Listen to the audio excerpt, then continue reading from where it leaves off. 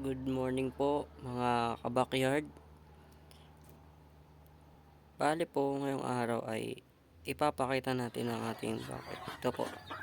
Ito po ang aking mga manok. Tsaka pato.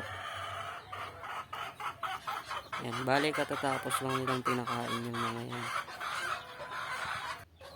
Tapos ito naman ang aking stag.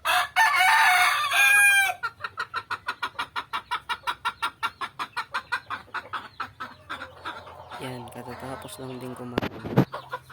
Ito pa ang isa.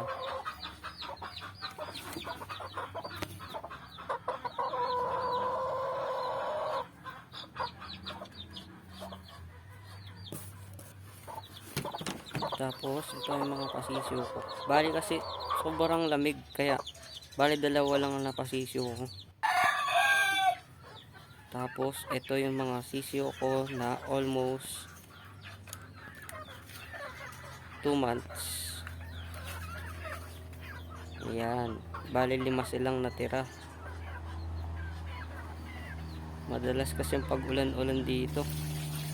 Tapos ito yung mga alaga namin tilapia. Bali malalaki na yung mga yan.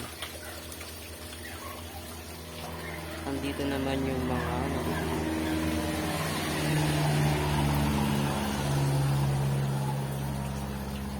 tapos ito mga alaga namin, may alaga naming baboy. At dyan na nagtatapos ang tour natin sa ating baboy. Salamat po.